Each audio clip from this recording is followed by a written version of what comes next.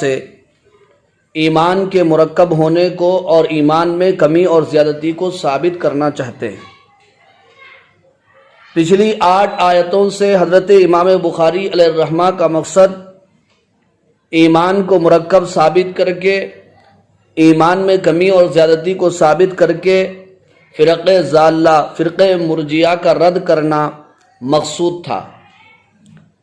اور اسی طرح یہاں سے بھی احادیث و آثار اور اقوال صحابہ سے فرقہ مرجیہ کا ہی رد کرنا مطلوب و مقصود ہے، اس لیے کہ فرقہ مرجیہ ایمان کے اس طور پر بسیط ہونے کا قائل ہے کہ اعمال نہ ایمان کا جز ہے اور اعمال ایمان کے لیے غیر ضروری ہیں۔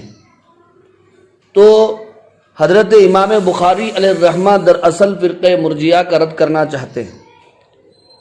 احناف بھی ایمان کے بسیط ہونے کے قائل ہیں، لیکن جیسا کہ اس سے پہلے بیان کیا گیا، فرقہ مرجیہ کی طرح نہیں کہ اعمال ایمان کا جز تو نہیں ہے، ایمان بسیط ہے، لیکن اعمال ایمان کے لیے ضروری اور لازم ہے۔ اعمال کے بغیر کوئی مکمل کامیاب نہیں ہو سکتا ہے۔ اس لیے احناف کی طرف سے بھی حضرت امام بخاری علیہ الرحمہ کو کہیں کہیں جواب دیے گئے ہیں، وہ بھی آپ کے سامنے واضح کر دیا جائے گا۔ لیکن اس فرق کو ملحوظ رکھنا ہوگا کہ فرقہ مرجیہ اور احناف کے درمیان ایمان کے بسیط ہونے میں الفاظ تو ایک ہے، لیکن دونوں میں فرق ہے۔ فرقہ مرجیہ کے یہاں اعمال ایمان کا نہ جز ہے نہ ایمان کے لیے ضروری ہے، اور احناف کے پاس اعمال ایمان کا جز تو نہیں ہے، لیکن اعمال ایمان کے لیے ضروری ہے۔ تو حضرت امام بخاری علیہ الرحمہ نے اکثر و بیشتر فرقہ مرجیہ، فرقہ ضالہ کا رد فرمایا ہے اور ایمان کو مرکب ثابت کیا ہے، اور یہ بتایا ہے کہ اعمال ایمان کا جز ہے، اعمال ایمان کے لیے ضروری ہے۔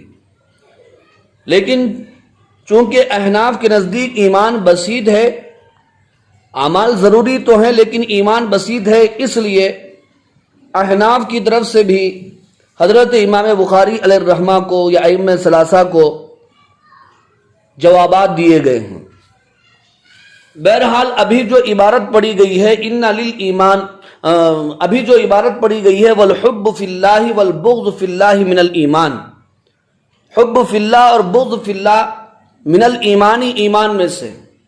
حب فی اللہ کہتے ہیں کسی سے اللہ کے لیے محبت کرنا، ایمان و اسلام کی بنیاد پر کسی کو چاہنا، مخلوق خدا ہونے کی وجہ سے کسی پر رحم کرنا، اغراض و مقاصد سے پاک ہو کر، غرض و غایت سے دور ہو کر۔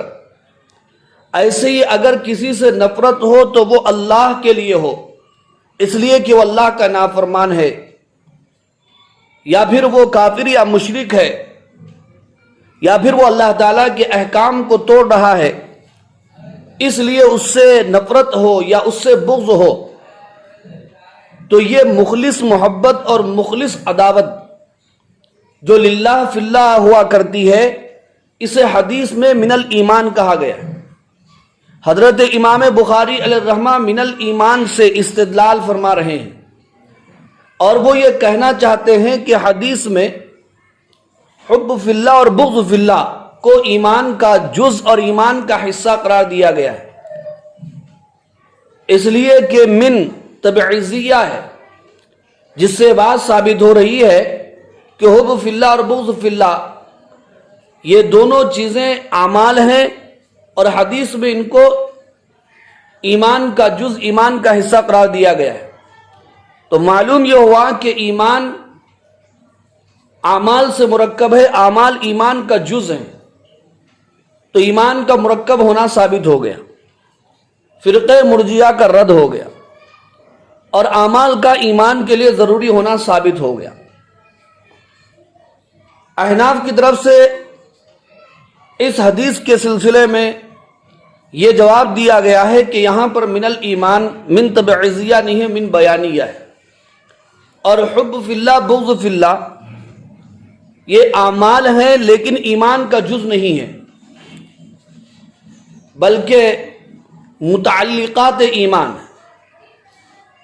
اس کے بعد حضرت امام بخاری علیہ الرحمہ نے حضرت عمر ابن عبدالعزیز رحمۃ اللہ علیہ کا ایک واقعہ اور ان کی زندگی کا ایک باب نقل فرمایا ہے، جس سے حضرت امام بخاری علیہ الرحمہ ایمان کے مرکب ہونے کو اور ایمان میں کمی اور زیادتی کو ثابت کرنا چاہتے ہیں۔ حضرت عمر ابن عبدالعزیز رحمۃ اللہ علیہ کا ذکر یہاں پر بخاری شریف میں عبارت میں پہلی بار آ رہا ہے، گرچہ کہ اس سے پہلے کتاب کے آغاز سے پہلے تدوین حدیث کے ذکر میں حضرت عمر ابن عبدالعزیز رحمۃ اللہ علیہ کا ذکر آپ نے سنا کہ حضرت عمر ابن عبدالعزیز رحمۃ اللہ علیہ نے تدوین حدیث کی بنیاد رکھی تھی۔ حضرت عمر ابن عبدالعزیز رحمۃ اللہ علیہ یہ 5ویں خلیفہ راشد کہلاتے ہیں۔ ان کی ولادت بسعادت سن 61 ہجری میں ہوئی ہے اور ان کی وفات سن 101 ہجری میں ہوئی ہے۔ جیسا کہ ابھی میں نے کہا کہ حضرت عمر ابن عبدالعزیز رحمۃ اللہ علیہ نے سرکاری طور پر احادیث کو مدون فرمایا تھا۔ ان کا عدل و معروف اور مشہور ہے۔ ان کی وفات پر بھیڑیے نے بکری پر حملہ کیا تھا، تب پتا چلا تھا کہ ان کی وفات ہوئی، ورنہ ان کا عدل و انصاف نہ صرف انسانوں پر بلکہ اس کے اثرات جانوروں پر تھے کہ بھیڑ اور بکریاں اور اس طرح درندے اور دیگر جانور ایک جگہ سے پانی پیا کرتے تھے۔ نہایت ہی سادہ زندگی آپ نے گزاری ہے۔ بنو امیہ نے جتنی دولت غصب کی تھی اس تمام غصب شدہ دولت کو انہوں نے بیت المال میں جمع کر دیا تھا، یہاں تک کہ اپنی بیوی کے زیور کو بھی انہوں نے بیت المال میں جمع کر دیا تھا۔ 2 سال تک انہیں غسل جنابت کی ضرورت نہیں پڑی، دن میں فیصلے فرمایا کرتے تھے، رات بھر اللہ تعالیٰ کی عبادت کیا کرتے تھے۔ انہی کے سلسلے میں حضرت امام بخاری علیہ الرحمہ فرماتے ہیں وَكَتَبَ عُمَرُ بْنِ عبد العزیز إِلَىٰ عَدِيِّ بْنِ عَدِيٍّ کہ حضرت عمر ابن عبدالعزیز رحمۃ اللہ علیہ نے حضرت عدی ابن عدی کو خط لکھا۔ عدی ابن عدی صحیح قول کے مطابق یہ تابعی ہیں۔ ان کی جلالت شان اور کثرت عبادت پر سب کا اتفاق ہے، تو یہ کسی جگہ گورنر تھے۔ حضرت عمر ابن عبدالعزیز رحمۃ اللہ علیہ نے انہیں ہدایت دیتے ہوئے ایک خط لکھا۔ خط میں کیا ہدایت دی؟ آگے فرمایا ان للایمان فرائض وشرائع وحدودا وسننا فمن استکملها استکمل الایمان ومن لم یستکملها لم یستکمل الایمان، کہ بے شک ایمان کے کچھ فرائض ہیں اور کچھ شرائع ہیں اور کچھ حدود ہیں اور کچھ سنن ہیں، جو انہیں مکمل کرے گا اس نے ایمان مکمل کر لیا، اور جو انہیں مکمل نہیں کرے گا اس نے ایمان مکمل نہیں کیا۔ یہاں پر عبارت میں پہلی بات تو سمجھنے کی یہ ہے کہ ایمان کے کچھ فرائض ہیں، تو فرائض سے کیا مراد؟ فرائض سے مراد اعمال مفروضہ ہے، جیسے نماز، روزہ، زکوٰۃ، حج وغیرہ، یہ سب فرض ہیں۔ اور شرائع سے مراد یہاں پر عقائد ہیں، جیسے توحید ہے، رسالت ہے، آخرت ہے، قیامت ہے، بعث بعد الموت ہے، جنت جہنم پر یقین ہے۔ حدود سے مراد یہاں پر عبادات کی مبادیات بھی مراد ہیں، جیسے تکبیر تحریمہ، زواجر ہیں۔ اور حدود سے مراد یہاں پر حد سرقہ بھی ہے، حد زنا بھی ہے، اور تمام منہیات بھی مراد ہو سکتی ہیں۔ اور سنن سے یہاں پر مراد یہ ساری چیزیں سنن میں داخل ہو سکتی ہیں جو اس سے پہلے مذکور ہیں، فرائض ہیں، شرائع ہیں، حدود ہیں، اور امور مندوبہ اور مسنونہ، یہ ساری چیزیں سنن میں داخل و شامل ہیں۔ تو حضرت عمر ابن عبدالعزیز رحمۃ اللہ علیہ نے ادی ابن عدی کو خط لکھا، جس میں لکھا کہ ایمان کے فرائض ہیں، شرائع ہیں، حدود ہیں اور سنن ہیں۔ ان ساری چیزوں کو جس نے مکمل کیا اس کا ایمان مکمل ہوا، اور جس نے مکمل نہیں کیا اس کا ایمان مکمل نہیں ہوا۔ یہی وہ عبارت ہے جس سے حضرت امام بخاری علیہ الرحمہ یہ ثابت کرنا چاہتے ہیں کہ دیکھو، حضرت عمر ابن عبدالعزیز رحمۃ اللہ علیہ نے فرائض، شرائع، حدود اور سنن کو ایمان کا جز قرار دیا اور ایمان کا حصہ قرار دیا للایمان۔ تو پتہ یہ چلا کہ ایمان مرکب ہے، اور جو چیز مرکب ہوتی ہے اس میں کمی اور زیادتی ہوتی ہے۔ اگر اس سے فرقہ مرجیہ کا رد کیا جائے تو کوئی بات نہیں ہے، لیکن احناف کی طرف سے جواب دیا گیا ہے کہ یہاں پر یہ چیزیں فرائض، شرائع اور حدود اور سنن ایمان کا جز نہیں ہے، بلکہ ایمان کامل کا جز ہے۔ یہ اعمال ایمان کا جز نہیں ہے بلکہ ایمان کامل کا جز ہے، جیسا کہ حضرت عمر ابن عبدالعزیز رحمۃ اللہ علیہ کے الفاظ سے خود پتہ چل رہا ہے، وَمَن لَّمْ يَسْتَكْمِلْهَا لَّمْ يَسْتَكْمِلِ الْإِيمَانِ۔ تو اس سے پتہ کیا چلا؟ اس سے بات سمجھ میں آ رہی ہے کہ یہ چیزیں نفس ایمان کا جز نہیں ہے، کامل ایمان کا جز ہے۔ پھر آگے حضرت امام بخاری علیہ الرحمہ نے ان کا خط نقل کرتے ہوئے فرمایا، عمر ابن عبدالعزیز رحمۃ اللہ علیہ کا یہ قول خط میں، فَإِنْ أَعِشْ، اگر میں زندہ رہا، فَسَأُبَيِّنُهَا لَكُمْ، تو ان قریب ان چیزوں کو میں تمہارے سامنے بیان کروں گا، حَتَّى تَعْمَلُوا بِهَا، یہاں تک کہ تم ان پر عمل کرنے لگو۔ وَإِنْ أَمُتْ، اور اگر میں مر جاؤں، فَمَا أَنَا عَلَى صُحْبَتِكُمْ بِحَرِيصٍ، تو میں تمہاری صحبت کا حریص نہیں ہوں۔ زندگی باقی رہی تو ایمان کے فرائض، شرائع اور حدود اور سنن کیا ہیں تمہارے سامنے بیان کروں گا تو تم عمل کرو گے، اور اگر مر گیا تو پھر میں تمہارے ساتھ رہنے کا حریص نہیں ہوں، اللہ سے ملاقات کا مشتاق۔ وقال ابراہیم علیہ السلام ولکن لیطمئن قلبی، اور حضرت ابراہیم علیہ السلام نے فرمایا وَلَكِنْ يَطْمَئِنَّ قَلْبِي، یہ سورۃ البقرہ آیت نمبر 26 ہے۔ حضرت ابراہیم علیہ نبینا علیہ السلام نے اللہ تعالیٰ سے عرض کیا تھا کہ آپ مردوں کو کیسے زندہ کرتے ہیں؟ اللہ تعالیٰ نے پوچھا کیا تمہیں ایمان اور یقین نہیں ہے؟ تو انہوں نے جواب میں کہا تھا ایمان اور یقین تو ہے، کیوں نہیں، لیکن اطمینان قلب کے لیے اور اس کیفیت کا مشاہدہ کرنے کے لیے آپ سے اے اللہ میں درخواست کر رہا ہوں۔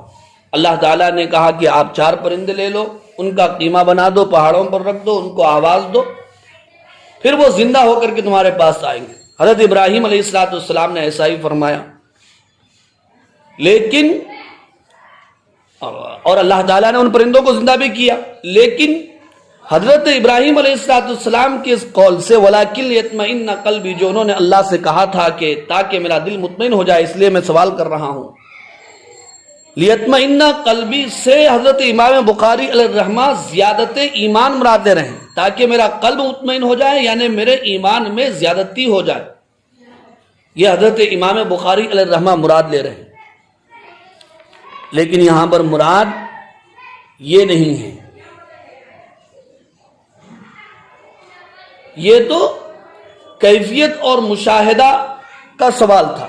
کیفیت اور مشاہدے کو حضرت امام بخاری علیہ الرحمہ زیادت فی ایمان سمجھ رہے ہیں. بہرحال وہ اپنے اعتبار سے اس کو زیادت فی ایمان سمجھ کر ایمان کو مرکب ہونا ثابت کرنا چاہتے ہیں، اور جو چیز مرکب ہوتی ہے اس میں کمی اور زیادتی ہوتی ہے.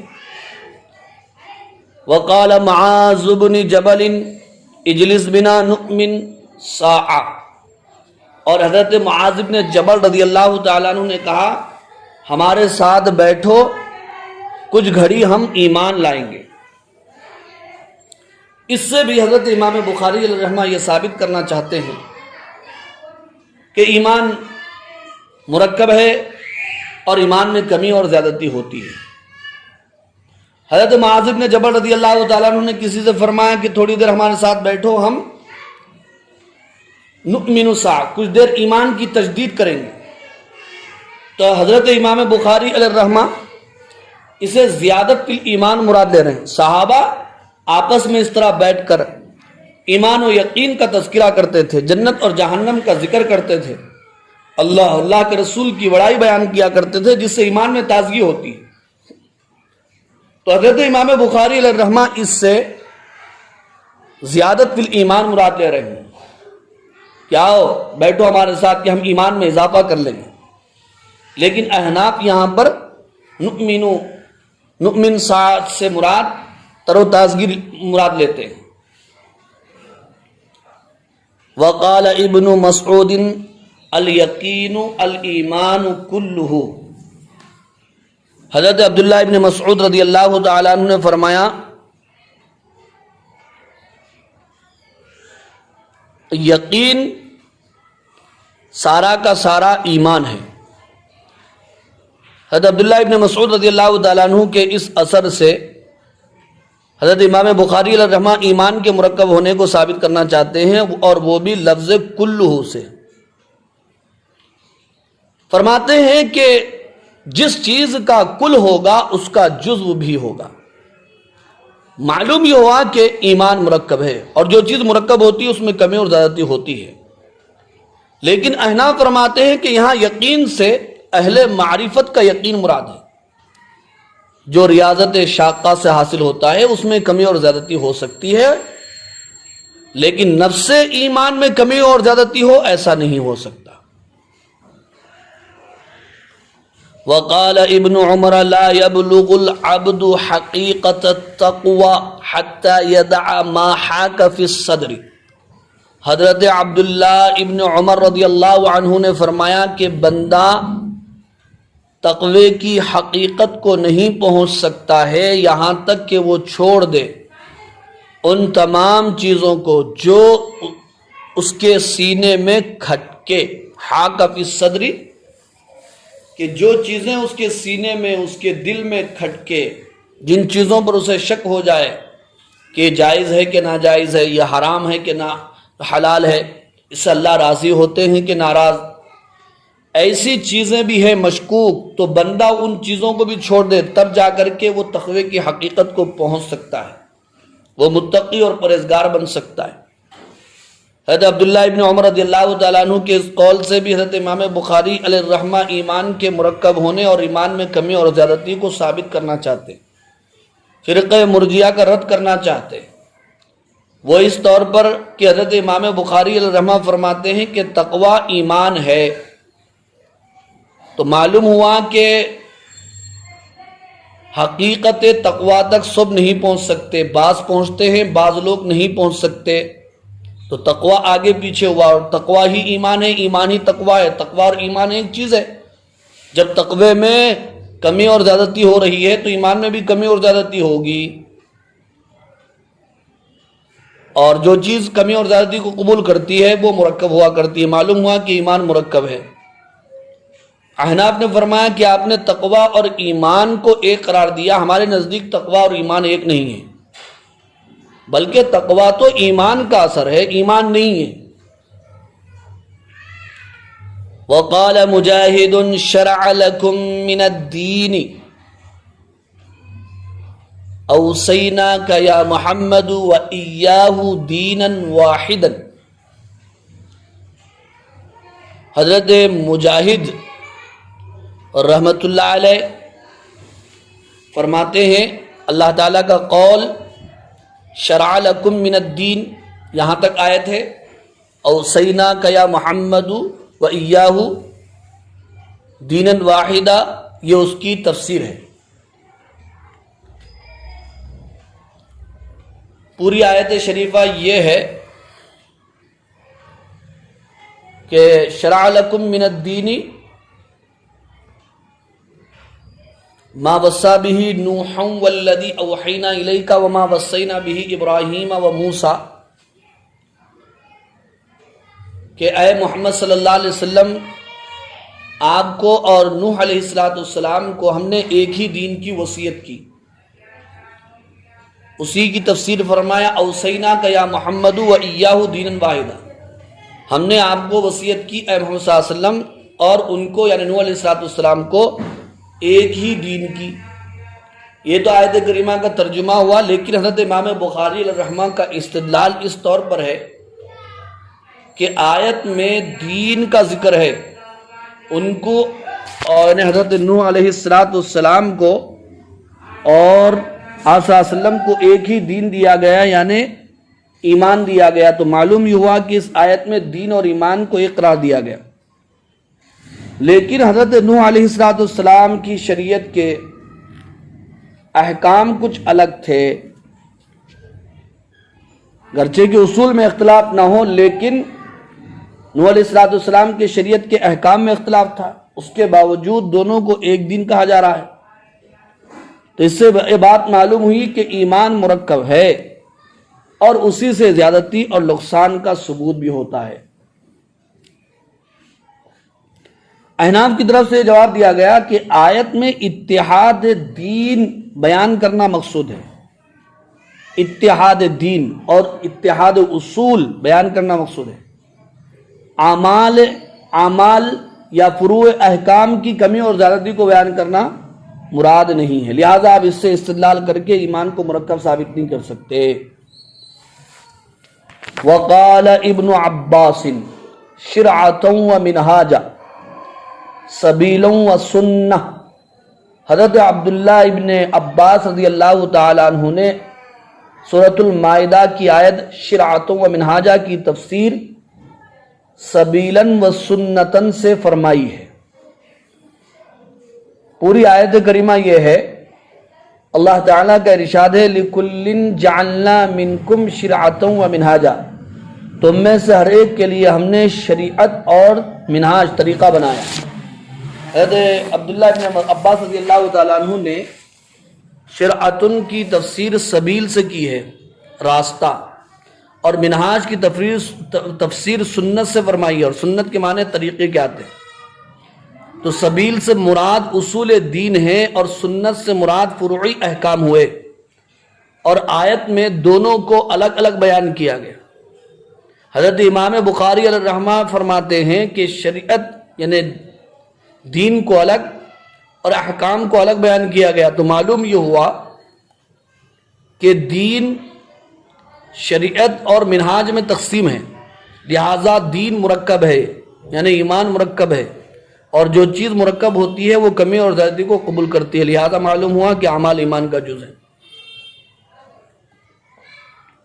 احناف کی طرف سے جواب دیا گیا کہ یہاں پر منہاج یعنی فروعی احکام ایمان کے متعلقات اور مکملات ہیں، ایمان کے اجزاء نہیں ہیں.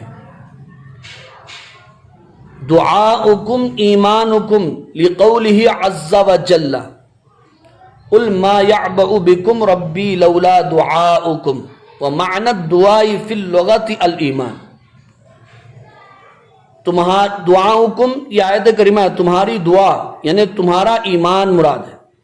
اللہ عز و جل کا قول ہے قل ما یعبأ بکم ربی، کہ تم پر میرا رب عذاب میں تاخیر نہیں کر رہا ہے، تاخیر نہیں کرتا اگر تمہاری دعا نہ ہوتی۔ دعا سے مراد ایک تفسیر کیا کی گئی، اگر تمہارا ایمان نہ ہوتا، یعنی تم میں سے کچھ لوگ ایمان لائے ہیں اس لیے اللہ تعالیٰ کی طرف سے عذاب میں تاخیر ہو رہی ہے۔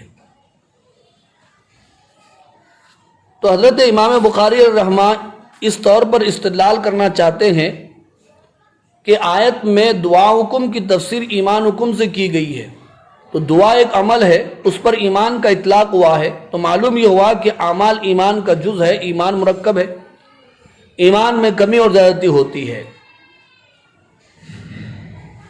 تو احناف کی طرف سے جواب دیا گیا کہ دعا ایمان کے اجزاء میں سے نہیں بلکہ متعلقات ایمان میں سے۔ بہرحال اس باب کے ابتدائی 8 آیات اور اس کے بعد آثار سے حضرت امام بخاری علیہ الرحمہ نے اپنے مسلک کے مطابق اور ائمہ ثلاثہ کے مسلک کے مطابق ایمان کو مرکب ثابت فرمایا اور ایمان میں کمی اور زیادتی کو ثابت فرمایا۔ اس سے فرقہ مرجیہ کا رد کرنا تو بہت بڑی بات ہے، بہت اچھی بات ہے، جو اعمال کو غیر ضروری سمجھتا ہے، لیکن احناف بھی تو ایمان کے بسیط ہونے کے قائل ہیں، لیکن اس سے احناف کا رد نہیں ہوتا، اس لیے کہ احناف ایمان کو بسیط تو کہتے ہیں لیکن اعمال کو ایمان کا جز قرار نہیں دیتے، اور اعمال کو ایمان کے لیے غیر ضروری نہیں سمجھتے ہیں بلکہ ضروری سمجھتے ہیں۔ دعا فرمائیے اللہ تعالیٰ سے، اللہ تعالیٰ ہمیں کہنے سننے سے زیادہ عمل کی توفیق عطا فرمائے۔